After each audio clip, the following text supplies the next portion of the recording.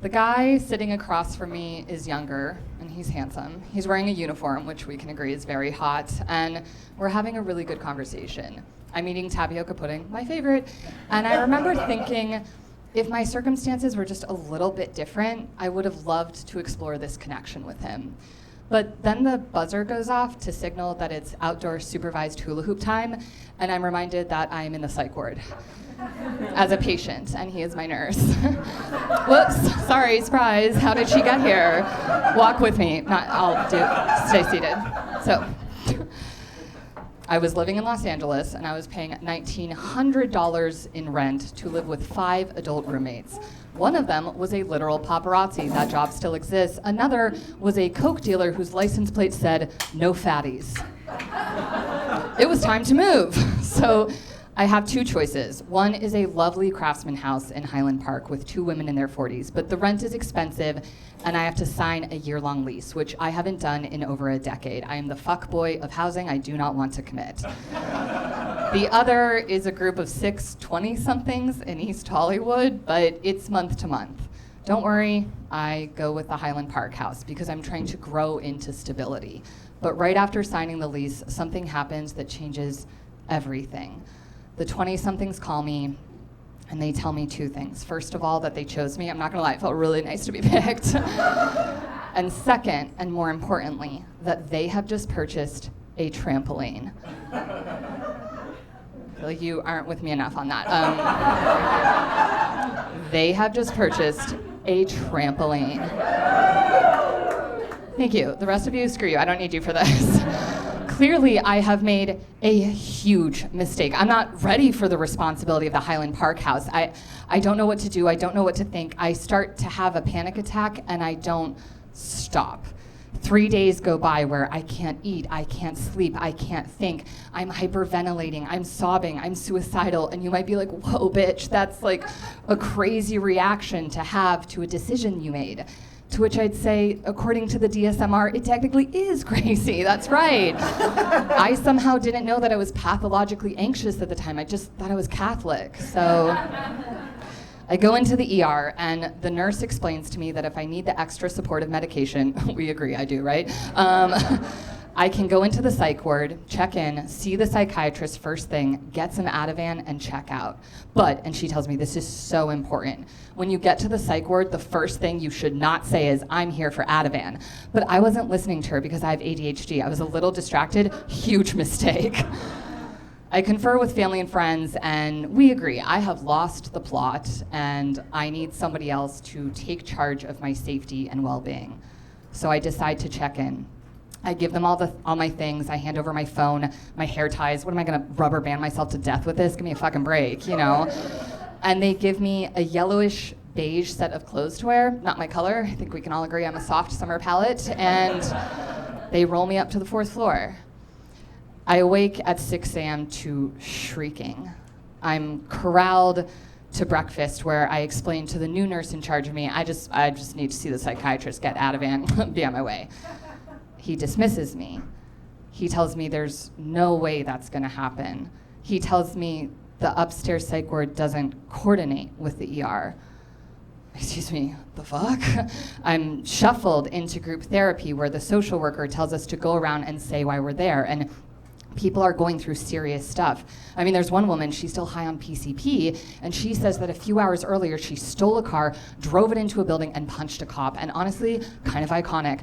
The only problem is that they went from her to me. Right after her, they're like, all that, and then they're like, "Michelle, what about you?" I'm like, what the fuck? Okay, okay, let me see. I was raised Catholic. We see mistakes as fatalities, not opportunities for growth, and we were taught there's right and there's wrong, and then there was a trampoline. And the social worker says, "That's it? That's not that bad." I was like, okay, well, you actually didn't see the size of the trampoline, but also, actually, my guy, I agree with you. Let me get that Addy and just like get out of here. But he says I need to stay here and trust the process. All the nurses I talk to do. And as I walk back to my room, I start to realize I don't think the upstairs psych ward is talking to the downstairs ER that sent me here. And there are patients here with much deeper psychological needs than my own. The psychiatrist does not have time to see a fuckboy millennial with lease regret. And the next 3 days in there are honestly a blur. I don't remember them linearly because I was high off my ass, you know? But I remember some things that stood out. I remember the nurses got mad at me because my family and friends were calling so much that they tied up the phone lines. I was like, sorry, I'm popular. I'm the youngest child and the dumbest child. Being likable is literally all I have going for me. I remember the patients to avoid eye contact with, or they would see the devil in me. And honestly, like, I get it. I see him too, you know? They're not wrong. I remember every time they give me a meal form to fill out for the following day, I say, but you guys, I'm not supposed to be here tomorrow. I'm not supposed to be here at all. I just needed some Ativan. But that wasn't entirely true, because as much as I wanted to leave, I also had so little trust in my own decision-making abilities that I just needed somebody else to tell me what to do and how to live. I don't really need to explain this to you guys. Like, some of us decompress with an all-inclusive yoga retreat with our girlies, and some of us need to be swaddled by a straitjacket in the psych ward. You know what I mean? So, whatever.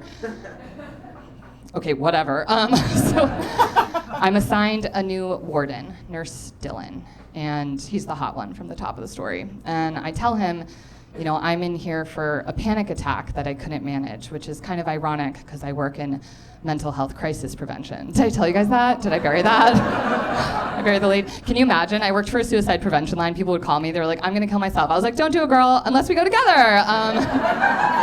Okay, stop distracting me. So anyways, I tell Nurse Dylan this, and then he says, that's crazy because I actually applied to a job at that suicide prevention line that you worked at and designed the training for. So I tell him the ways that he can improve his resume, that he can collect volunteer hours. So I'm a patient in the psych ward giving career advice to my handler. We talk for an hour. I mentor him for an hour, okay? And it's sweet. And as I saunter off, I remember thinking I'm actually really grateful to be under his care. So you can imagine my surprise when 20 minutes later, Dylan shouts my last name at me and barks at me that I better get in line for the showers. And not that you guys asked, but sexually, I actually prefer to be dommed in the bedroom and have men tell me to behave, but this was not a sexual experience. At least it definitely ethically shouldn't be. So, as I shower in the nastiest fucking shower of my life, surrounded by hair that is not from atop my head, I start to think, maybe I don't want this frat boy Nurse Ratched to swaddle me after all. I don't think I want him to tell me when to eat or sleep or what to wear. I don't think I want anyone to. I chose the house in Highland Park for a reason, and I might be the baby of the family, but I am done being babied in this goddamn psych ward. So I storm, soaking wet, up to the nurse's station, and I share this epiphany, and I'm like, now I finally am ready to leave. And she rolls her eyes at me. I'm gonna be honest, it was not the crescendo I was hoping for. But fortunately, unbeknownst to me, they were already processing my paperwork. I guess I had annoyed all the men in the psych ward. And I was let free that day. This was in June of 2024, and I can now tell you guys that I have gone 2 years psych ward free of living in a lovely craftsman house in Highland Park that does not have a trampoline, but does have a millennial who is learning to trust herself and her choices. Thank you.